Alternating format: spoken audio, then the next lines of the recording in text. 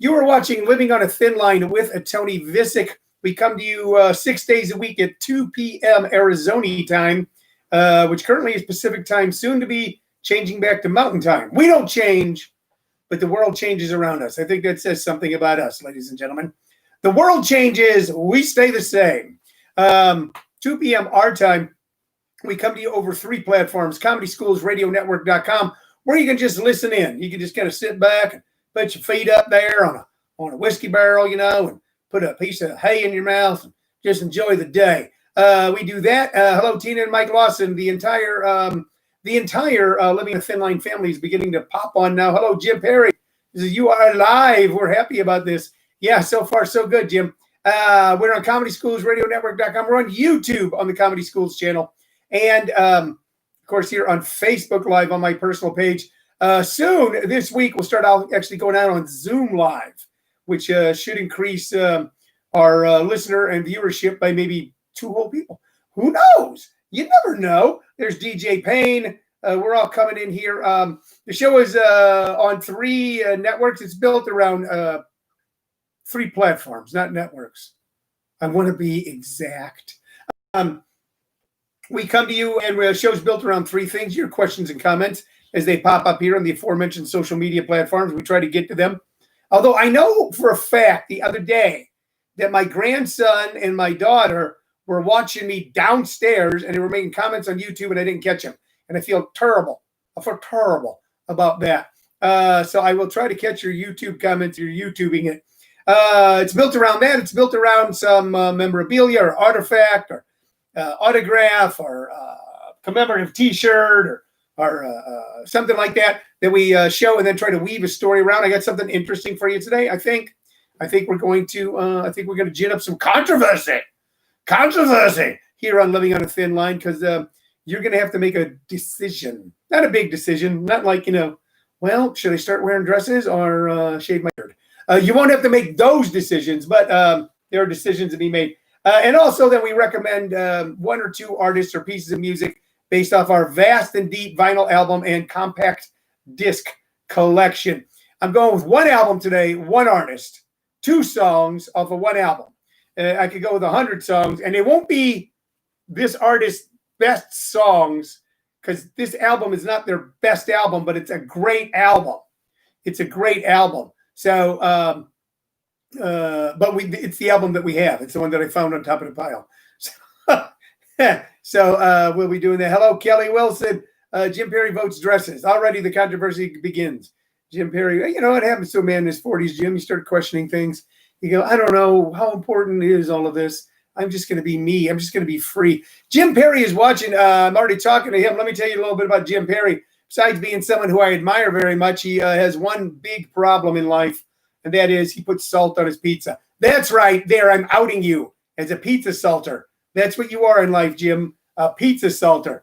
I've never met anyone in my life who puts salt in their pizza, but Jim does. But besides all of that, he is the owner and my business partner of JP's Comedy Club, 860 East Warner Road. 860 East Warner Road in Gilbert, Arizona. If you're in the greater Gilbert area, and we believe that encompasses all of North America, you should go check out a show there this coming week at JP's Comedy Club. You can find them at jpscomedyclub.com.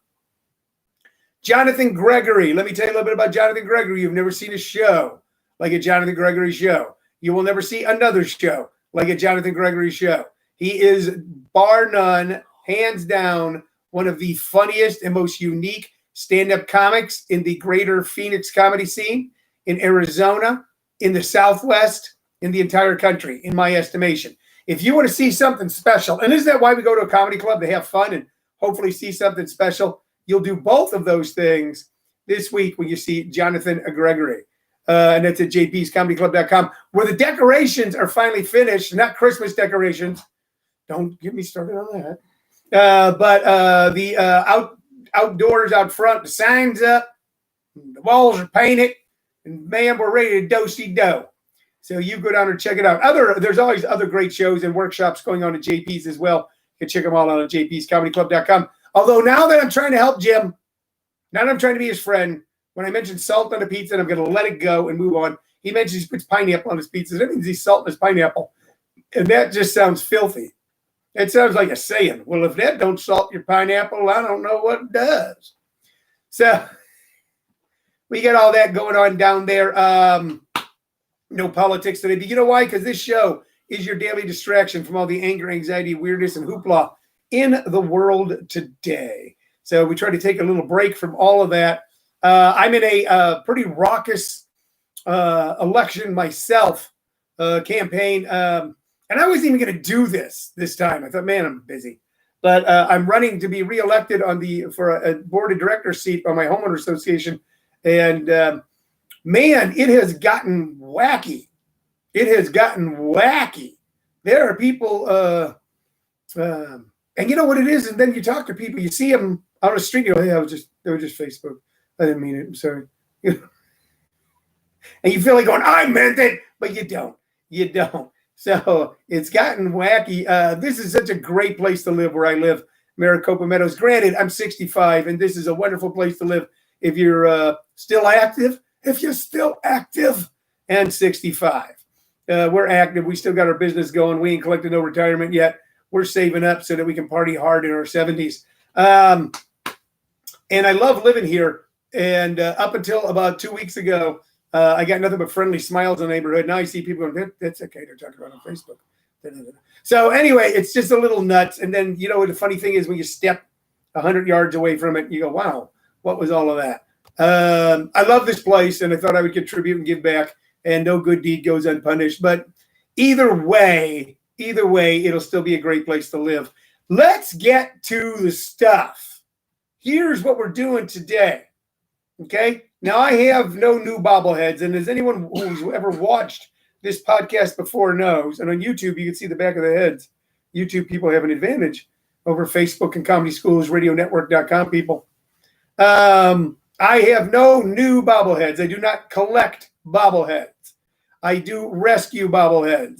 They're found at swap meets by the side of the road, left in cages down on the border, Goodwill stores, what have you. Sometimes a little cracked and frayed and torn.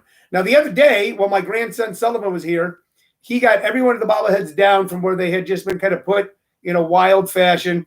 Over here, you can't see over here, but I'm pointing over here. And organized them all and rated them. Organized and rated from the coolest to the, 10 being best. There was nothing below a 7 because they're bobbleheads. Bobbleheads can't be below a 7 on a cool factor. But now it looks a lot neater. Oh, he's got all the baseball ones with the baseball ones and the football ones and all of that. And then you realize that sometimes as adults, we get caught up in this shit. People who collect things. I'm collecting Matchbox cars. I'm collecting Beanie Babies. I'm collecting bobbleheads. And kids get them and go, toys to play with. And that's what they really are. So we got 2 of them here that we've shown you before. 2 bobbleheads that we have shown you before. But we're going to choose which of the 2 is the coolest. Now, I've rated one of these. I rated one of these a 10 plus and the other one a 10. That's what I've done. Okay, a 10 plus and a 10. But you're going to decide. So the first bobblehead we're going to talk about, I've showed this to you way back at the beginning of this podcast months ago. We started this at the pandemic just to have something to do. Now we got too much to do. Here it is, James Dean. And that's a James Dean. You can see the name there. I know it's backwards on Facebook. That is a James Dean bobblehead. That's your first bobblehead. No, this is not my first. My first. That is not my first bobblehead. You got that next door at a yard sale. All right. Yes. So the producer of the show, who happens to be my wife, Shirley Lowe Vicich, has said that this is my first bobblehead. That is not true.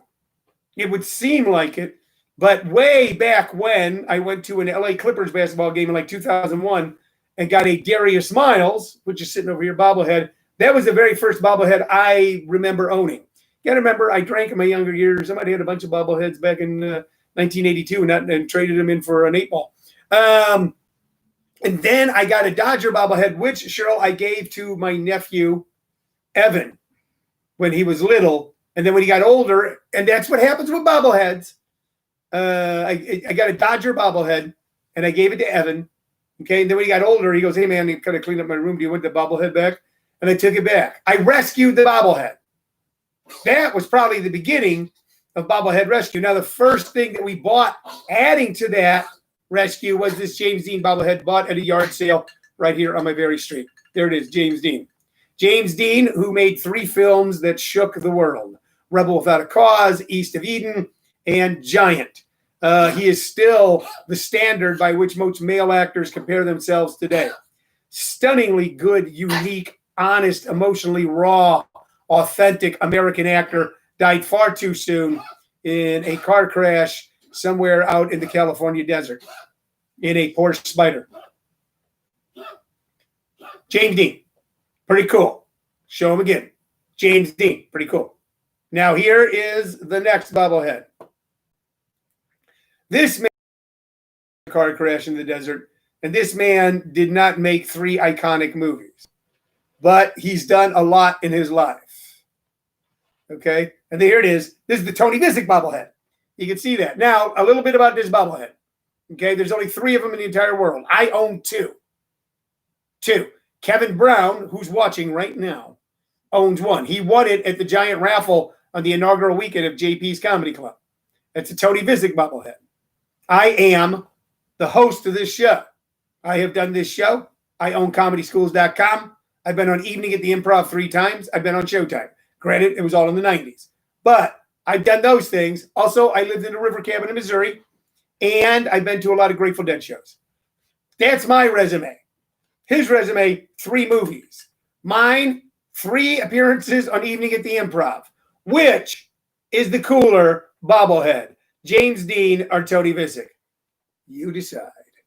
Okay, now you can decide today. You can put it in here right now. We're also going to put it in the remarks when we post this up on Facebook Live. But there it is, James Dean, iconic film star, Tony Vicich, podcast host, been on Arts and Entertainment Network. Which is the cooler bobblehead? That is the question. That's what we've got to show you. That's what we've got to say. So you, like I said, you can make your decisions now. Chucky Lee goes with James Dean. And God damn you, Chucky. So, you know what, man? You can, it doesn't hurt my feelings. It doesn't bother me one darn bit. We've got 1 vote for James Dean. All right. Once again, let me show you the Tony Vicich bobblehead. Look at that. Which and it's a little pliable right there, and it's got a microphone, and the head bobbles really well. Okay. I'd like to point out that James Dean does not have a microphone. There's no microphone, just a head that bobbles. Okay. And the rest of it, there's no anything extra. All right. And it's a little heavy, and if you carried it too long, it'd probably hurt your thumb. Just saying. So we got 1 vote for James Dean. So right now it's 1-0. He says it needs longer hair. Yeah, I know. Well, we couldn't get the ponytail put on the back, but we did get the gray. We got the gray, and we got the beard, and we got the microphone. I mean, not everything can be perfect, Chuck. It's an imperfect world, and we all got to learn how to live with one another a little better. All right, let's get to the music, shall we? And while we're doing that, if you want to continue talking about bobbleheads or comedy club owners that put salt on their pineapple pizza, Kevin Brown says the bobblehead that is the coolest is the one that I have. That is correct. I will go with that. And that happens to be 1 of 3 in the entire world, a Tony Vicich bobblehead. And to just show you that sometimes people are good in the world and decent and kind. Kevin Brown the other night showed up at JP's Comedy Club and brought me a bobblehead. And it was a Larry Fitzgerald, and that's pretty cool. Kevin Brown says 1 of 3, not multiple thousands. That's right. It is a rarity. Angela Fox says, Tony, because it's your show, but my sea monkey bobblehead is better. You know, first off, I almost have to disqualify that remark, Angela. And I have to disqualify it because the sea monkey bobblehead is not involved in this particular contest. So you have to choose. So I'm assuming, Angela, since you say because it's your show that you go with the Tony Vicich bobblehead, that's 2 for Tony Vicich, 1 for James Dean. Also, keep in mind, James Dean and I have something in common. That's true. James Dean and I have something in common. No, it's not that he liked men. So what we have in common is that we both studied acting with Lee Strasberg himself. He studied acting with him at the Actor Studio, and I studied acting with Lee Strasberg at the Lee Strasberg Theater Institute. So there is a through line here from James Dean to Tony Vicich. James Dean to Tony Vicich, both men went to Hollywood. Both men, like John Collins says, you're both dead. Oh, ow. Let's see. What do we got here? We got Chucky Lee says, with pin hair tail, Tony Baba clearly wins. Virgie Frank is watching. Daniel Wayne's late to the party. Dan, we're speaking of which is the cooler bobblehead, James Dean or Tony Vicich? James Dean or Tony Vicich? The thing we have in common is we both studied acting with Lee Strasberg. James Dean had a very short career, and I have gone on to incredible fame and fortune by hosting a podcast from Maricopa, Arizona. Virgie Frank says, beautiful. Thank you, Virgie. And Virgie, we always appreciate seeing our relatives from Illinois tuning in.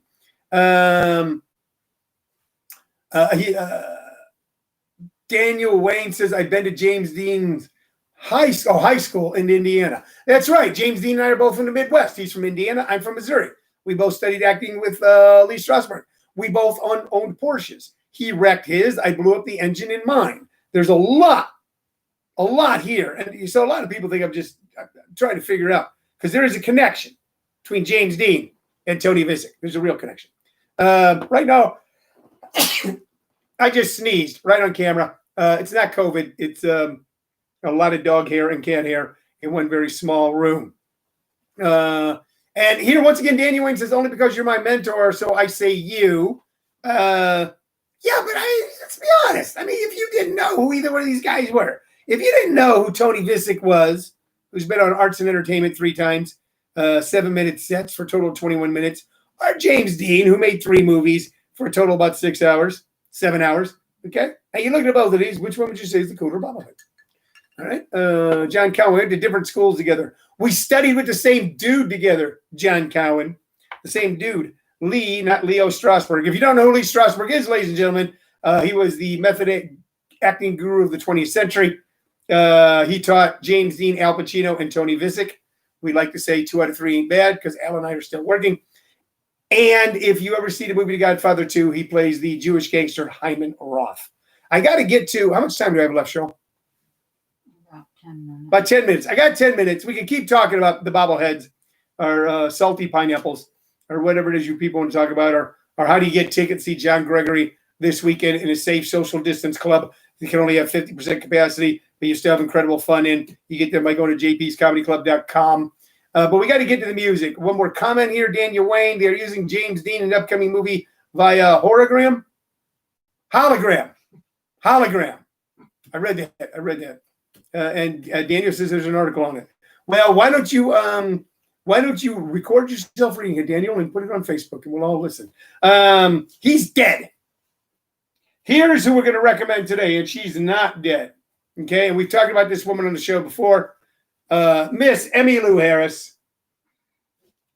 Emmylou Harris, the stunning, the incredible, the important Emmylou Harris. And this is a young Emmylou Harris. Look at her, just looking cute as a bug, standing out in front of a country home somewhere. My. The name of this album is In the Snow. It came out in 1979. Emmylou Harris is one of the most important voices in American music, stretching from the last half of the 20th century into the 21st century. One of the most perfect, beautiful, stunning voices. The music she encompasses rock, country, bluegrass, Americana, and much, much more. Starting out as a young girl who quit college and went to New York City to hang out in the Greenwich Village folk scene, rose up out of that, recorded her first album, but then went on to do some incredible stuff with the legendary, mythological Graham Parsons of the Flying Burrito Brothers. They did a CD together that can still make you weep when you listen to the songs. You know, their version of Love Hurts is just one of the most beautiful things I've ever heard. And of course, I became familiar with the song Pancho and Lefty by hearing her version of it.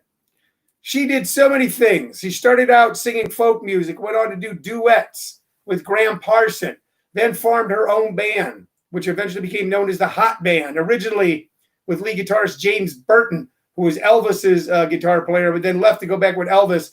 Then the incomparable Albert Lee joined, and she made a string of records that encompass bluegrass and country. She also recorded duets with Dolly Parton and Linda Ronstadt. Hold on, the control room is telling me that 3 people would not be a duet. That is correct. Maybe be a truet, a trio. Stunning stuff. Linda Ronstadt, she sang backup on many people's songs, was a guest artist on hundreds of records. Like I said, her version of Pancho and Lefty will leave you in tears. So perfect. Her version of C'est La Vie with the old folks you never can tell, the old Chuck Berry tune, gives it a Cajun flavor that makes the song all new again. Here's what we're going to recommend from this album. And hopefully by listening to this, that you'll then, if you don't know Emmylou, you'll reach out and listen to more of her stuff.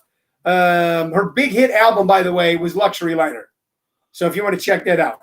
But from the 1979 album, Roses in the Snow, we're recommending two songs. Wayfaring Stranger, which is a traditional folk song done by many people, countless people. It's a traditional song. And then on side two, there's a song that's just a toe tap and jump up out of your chair and dance badly country stomp named I'll Go Steppin' Too. It's definitely a fun dance tune. So by recommending these two songs, you get that soulful, otherworldly sound of Emmylou Harris. And you also get just the fun part of her where she's singing something that just makes you smile and move.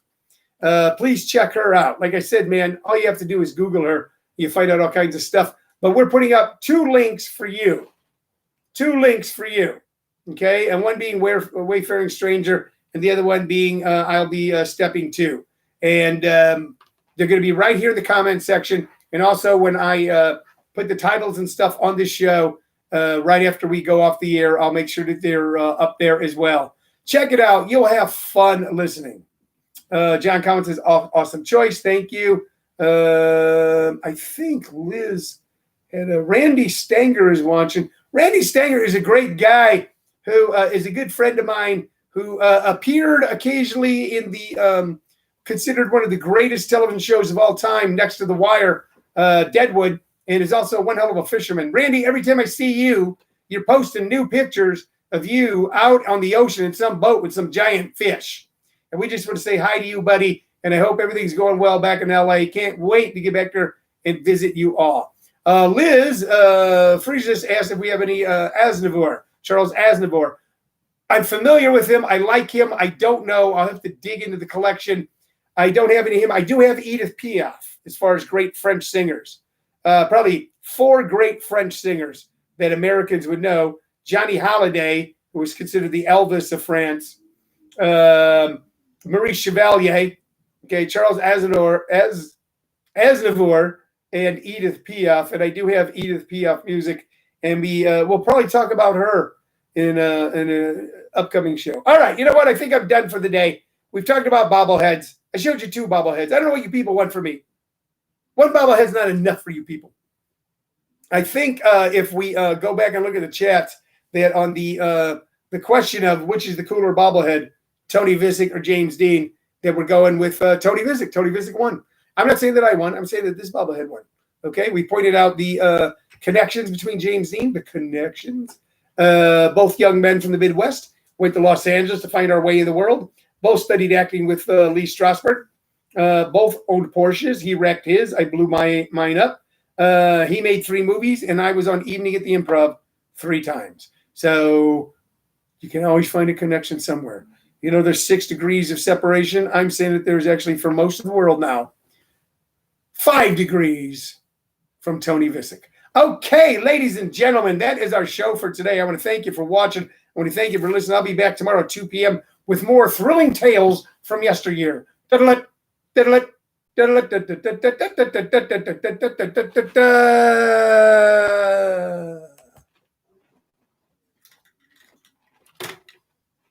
You didn't say bye-bye. No, I didn't have to. I did the Lone Ranger song.